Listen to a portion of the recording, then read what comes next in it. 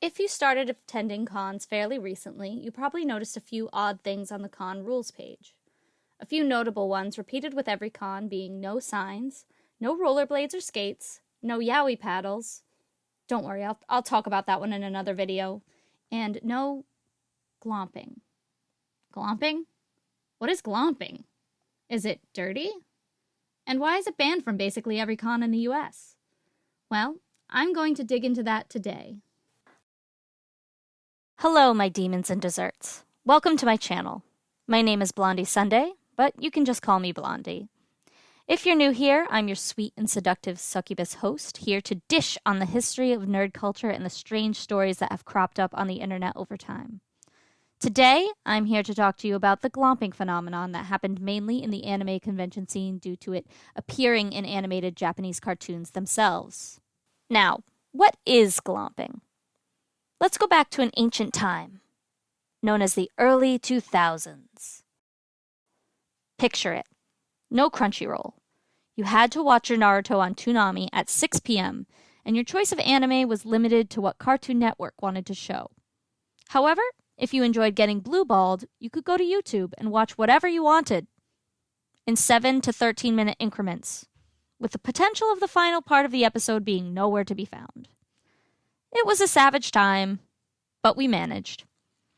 Now, late 90s, early 2000s anime was stylistically different than today's anime.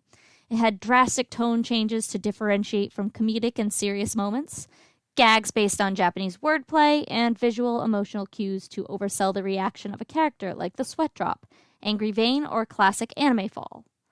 One of these actions was referred to as glomping, which is when a character excitedly and aggressively dashes towards another character and flying tackles them into a hug. As if you were to dropkick someone, but instead of using your feet, you're using your arms and hugging. It was a very popular display of affection in various anime genres, from shonen to slice of life. Know Your Meme speculates that the word itself is derived from glom, which means to become attached. Although TV Tropes theorizes the term came from early Viz Media sound effects in translated manga, with Ranma 1/2 being the first appearance. The term widely spread across forums that anime fans frequented and was used as a greeting of sorts. Memes and YouTube videos continued to pop up through the early 2000s, rapidly spreading the silly anime greeting to young and impressionable weeaboo minds. Now I may hear you asking, but Blondie, what does this have to do with anime conventions and why is it banned? Well, my dear viewer, remember those young, impressionable weeaboo minds? Yeah. Unfortunately, fans, especially young ones, sometimes forget the line between fantasy and reality, and that anime physics and real-world physics are not the same. Let me quickly paint you a picture. You're at your first con, super excited to be there, and in your very first cosplay that you have been working months on. You're sweaty from the amount of people crowded around you, and the amphigoury wig is not helping. You're heading to the dealer's room to spend your allowance on manga and an Inuyasha wall scroll for your room, when suddenly you hear a voice shouting. It's very faint, but you're pretty sure someone is shouting the name of your character. The shouting gets louder, and you notice the people around you are starting to distance themselves from your person. Footsteps are closer now, moving at a rapid pace.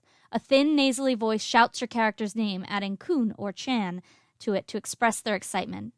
Before you know it, you have elbows in your back, arms clutching around your neck, and you're on the floor, unable to keep your balance from being tackled from behind. You're already feeling the bruises forming, and the prop you worked so hard on is now broken with pieces of craft foam scattered around you. You're devastated. The person gets up and runs away, happy to have hugged their favorite character, and you're left bewildered and possibly concussed. Now, my story may have sounded like a tall tale, but I assure you, glomping was a frighteningly common practice at cons among many of the individuals who are lost in the fantasy of anime. I would wager that most of the time, con-goers who were glomped did not know the glomper and vice versa, making the practice even more strange. I mean, who does that? You wouldn't tackle a stranger in the grocery store if you thought they liked your hobbies. And that was the big thing about anime cons. People had this perception of being able to do whatever they wanted at conventions, to the point of doing things a normal, well-adjusted civilian would never even think of in their daily life. Oftentimes, the glompers don't even realize the harm they are doing to the recipient and go about their merry way without any repercussions for their actions. It became so common at conventions that it was almost expected, and stories spread through forums, blogs, and other social media to warn unsuspecting cosplayers, the typical target, to be on guard or possibly be tackled. Honestly, these stories still exist today. A cursory Google of Glomp story will yield a decent amount of results. Heck, not even voice actors were safe from this, and some have been recorded at panels telling their stories. Now, I'm sure you're sitting there appalled. Flying tackling someone to the ground without consent and causing them bodily harm is not only considered assault and illegal, but the individuals who perpetrated the assault often got off scot-free. That is until convention higher-ups started to get wind of these complaints, as people surely complained to security about being assaulted, and started to enforce rules to stamp out the practice, making it very clear that if you're going to glomp someone, there is a very good chance that you will have your admission revoked. In the more popular cons, the rules pages have gotten a bit more professional and took out the word glomping altogether, as it's not really in vogue with the youths, with the rules pages often stating no horseplay, running, screaming, or unsolicited physical contact, which I'm pretty sure is business talk for don't glomp people, you filthy heathens. This also adds to the growth of the cosplay is not consent ideology, where congoers are becoming more conscientious of viewing cosplayers as people with boundaries, instead of your waifu or husbando you must force into a crushing grip. But that's another video for another time, as I'd rather go more into the consent in cosplay with more detail. So there you have it, glomping. You now know the history of the flying tackle heard round the con floor, and why it was subsequently banned in conventions for the safety of the general public. I would love to know from you, my viewers. Do you have glomp stories? Do you remember your first time being or seeing someone be glomped?